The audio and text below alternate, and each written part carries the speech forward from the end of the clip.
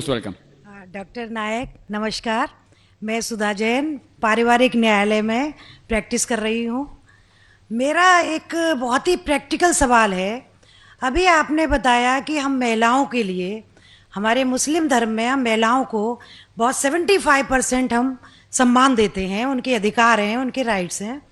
तो मेरा एक सवाल ये है जो कि मैं आए दिन देखती हूँ कि जो आपके जो मुस्लिम धर्म के अनुसार जो तलाक का जो सिस्टम है, 3 बार तलाक देने के बाद उस पर जो इद्दत पीरियड का जो केवल मेंटेनेंस मिलता है, उसके बाद एक अनपढ़, एक ऐसी महिला जो अपना सोर्स ऑफ इनकम उसका कुछ भी नहीं है, उसको किसके सहारे पर छोड़ दिया जाता है।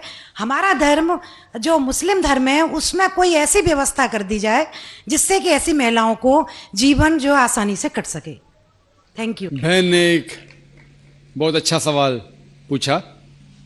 उन्होंने ये कहा कि इस्लाम मज़हब में जब किसी का तलाक होता है तो बहुत से अनपढ़ ख़वातीन जिन्हें इल्म नहीं होता, उनको जीने के लिए कुछ पैसा नहीं होता, तो कुछ ऐसा मेंटेनेंस जिस तरीके से होना चाहिए कि नहीं।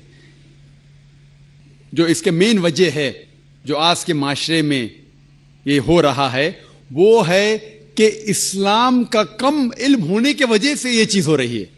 अगर हर इंसान इस्लाम मज़हब को सही तरीके से समझ सके तो मैं ये कहना चाहता हूं कि जो हुकूक ख़वातीन के इस्लाम में है वो कोई भी मज़हब में नहीं, कोई भी सोसाइटी में नहीं है।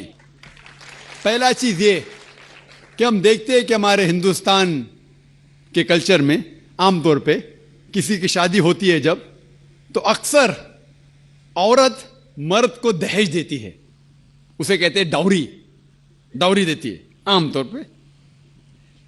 और इस्लाम में उल्टा है। इस्लाम में अल्लाह ताला फरमाते हैं सूरह निसा में सूरह नंबर 4 आयत नंबर 4 में कि जब भी आप शादी करो तो अपनी होने वाले बीवी को एक गिफ्ट दो, तोहफा दो। हम जिसे कहते हैं महर। महर निकाह होने के लिए फर्ज है। हमारे इस देश में आमतौर पे उल्टा होता है कि वो औरत होने वाले मर्द को दहेज देती है और मार्केट के ऊपर डिपेंड होता है। अगर वो डॉक्टर है तो मांगेगा 1 करोड़ रुपया या 10 लाख, डिपेंड कौन से इलाके से आता है। इंजीनियर है तो 5 लाख, ग्रेजुएट है तो 1 लाख, जैसे भेड़ बकरियों का बिकते हैं। और अफसोस की बात है कई मुसलमान भी इसको अमल करते हैं, बिल्कुल गलत है। इस्लाम में दहेज लेना औरत से जबरदस्ती बिल्कुल हराम है। उल्टा होने वाले शोहर को महर देना चाहिए और अपने बराबर का महर देना चाहिए। लेकिन अफसोस की बात है कि दहेज लेना छोड़िए, अगर हिंट भी देना, दहेज को हिंट देना कि मेरा बेटा मर्सिडीज कार में घूमना चाहता है, हिंट दे रहे कि उसको दहेज में मर्सिडीज कार चाहिए। मेरे बेटे को 4 बेडरूम फ्लैट में रहने की आदत है, इंडिकेशन, हिंट दे रहे कि मुझे दहेज में 4 बेडरूम का फ्लैट चाहिए। ये बिल्कुल इस्लाम में हराम है। जबरदस्ती मांगना, अगर खुशी से, अगर उस लड़की के वालिदैन कुछ देना चाहते तो आप ले सकते खुशी से, जबरदस्ती आप ले नहीं सकते। ना आप उसको हिंट दे सकते कि मुझे फ्लैट दो या पैसा दो। इस्लाम में उल्टा है। इस्लाम में औरत को महर मिलता है शादी में, और महर निकाह होने के लिए फर्ज है। और महर ये खुद औरत भी तय कर सकती है कि मैं तुमसे शादी करूंगी जब तक आप मुझे 1 लाख रुपया नहीं देंगे। वो अलग बात है कि वो गरीब शौहर है, गरीब आदमी बोलेगा मैं 1 लाख नहीं है, आप कोई दूसरे मर्द को ढूंढो, मैं दूसरी लड़की को ढूंढूंगा, ये भी जायज है। तो वो लड़की दूसरे शौहर को ढूंढेंगी, ठीक है ना। लेकिन वो कह सकती मुझे 1 लाख चाहिए, 5 लाख चाहिए, 10 लाख चाहिए, कुछ भी कह सकती है। अगर शौहर के पास कुवत है वो देगा, नहीं कुवत है तो नहीं देगा। इसीलिए अरब मुमालिक में लड़की लोग इतना डिमांड करते हैं कि उनको अरब खवातीन से शादी करना मुश्किल पड़ जाता है, क्योंकि वो जानते हैं अपने हुकूक को। सूरह निसा की सूरह नंबर 4 आयत नंबर 20 के आयत में लिखा है कि आप उन्हें सोने का पहाड़ भी दे सकते हैं महर में, और आप उसे एक आयत भी सिखा सकते हैं, वो भी महर है। अगर आपके पास पैसा नहीं है और वो आदमी कहता है कि मेरे पास पैसा नहीं, मैं आपको कुरान शरीफ की आयत पढ़ के सुनाऊंगा, वो भी महर हो गया। तो महर की कोई हद नहीं है, ना नीची हद है ना ऊपर हद है। अपने अपने स्टेटस के अकॉर्डिंग वो महर तय कर सकते। और ये महर की कई वजह है। एक वजह है कि मिसाल के तौर पे اس لڑکی کے والدین نے اس کی پرورش کی, اسے گریجویٹ بنایا, تعلیم کے اوپر خرچہ کیا, تو مہر ملنے کے بعد اس عورت کی وہ اپنی جائیداد ہو جاتی ہے. وہ چاہے اپنے والدین کو دے, چاہے خود رکھے, یا اس کو کوئی بزنس میں لگا دے, کوئی تجارت میں لگا دے, اس کا حق ہے. تو مہر اس کی خود کی جائیداد ہے, وہ کچھ بھی کر سکتی ہے, اور مہر کا کوئی فکسڈ اماؤنٹ نہیں ہے, چھوٹا بھی ہو سکتا ہے, بڑا بھی ہو سکتا ہے. اور اس کے علاوہ یہ مہر اگر خدا نہ کرے, اللہ نہ کرے, اگر طلاق ہوتا ہے, ڈیورس ہوتا ہے, تو یہ مہر اس کے کام آ سکتا ہے. لیکن لوگ کو غلط فہمی ہے کہ مہر صرف طلاق کے لیے, ایسا نہیں بات ہے.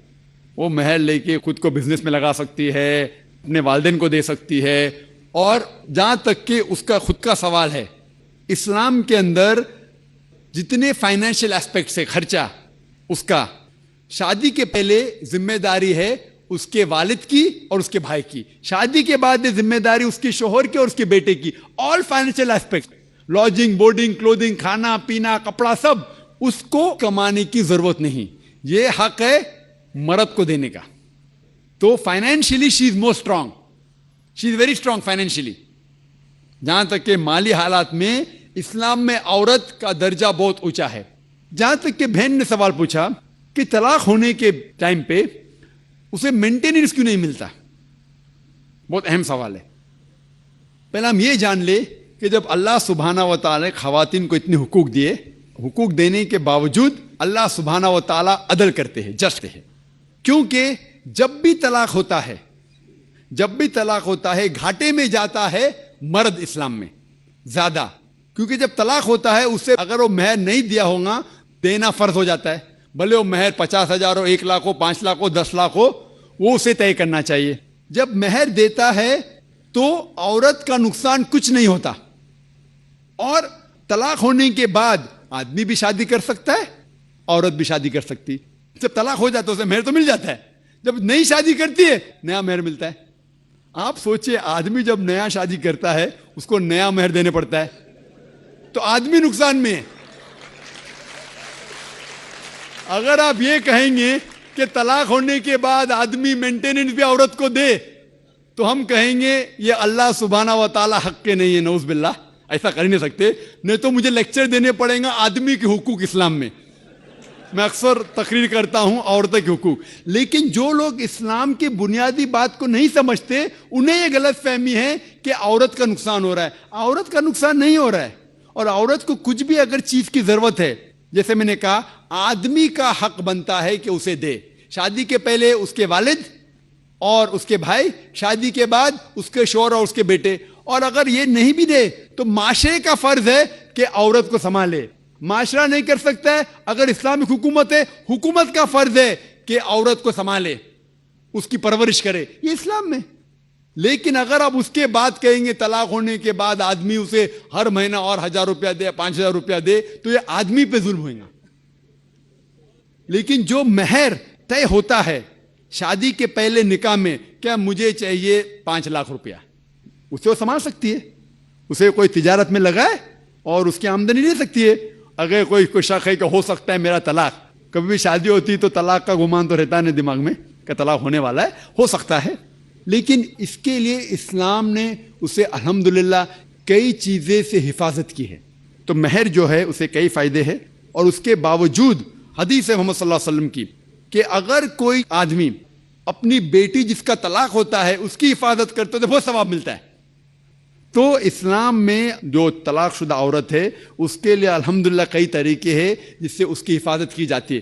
جو آپ جو کہہ رہے ہیں وہ یہاں کے معاشرے کے بارے میں کہہ رہے ہیں, تو میں کہتا ہوں کہ یہاں کے خواتین کو اپنے حقوق خود پتہ نہیں, ان کی غلطی ہے, اسلام کی نہیں. ہمارے خواتین اور ہمارے مرد خود نہیں جانتے, طلاق کیسا دینا جانتے نہیں. غلطی کس کی؟ اسلام کی. اسلام کی نہیں, اسلام کے فالو کرنے کے مسلمان کی. اگر آپ اسلام کو جاننا چاہتے ہیں تو مسلمان کو مت دیکھیے. جس طریقے سے آج میں نے کہا, آپ اگر مرسیڈیز کار کو جاننا چاہتے کتنی اچھی ہے, اگر کوئی ڈرائیور جو ڈرائیونگ نہیں جانتا ہے اس کے پیچھے بیٹھا اسٹیئرنگ ویل کے اوپر اور مرسیڈیز کار کو ٹھوک لیتا ہے, تو غلطی کس کی؟ مرسیڈیز کار کی کہ ڈرائیور کی؟ ڈرائیور کی. اسے مرسیڈیز کار چلانے آتا نہیں. تو اسی لیے اسلام کو اگر جاننا چاہیے تو آپ قرآن کو پڑھنا چاہیے اور صحیح حدیث کو. یہ افسوس کی بات ہے کہ کئی مسلمان خود نہیں جانتے قرآن و حدیث میں کیا لکھا ہے, کس طریقے سے طلاق دینا چاہیے, کس طریقے سے برتاؤ کرنا چاہیے اپنی بیوی کے ساتھ. اسی لیے میں تقریر کر رہا ہوں, تو لوگوں کو قرآن اور حدیث کے قریب لے کے آؤں. Hope that answers the question.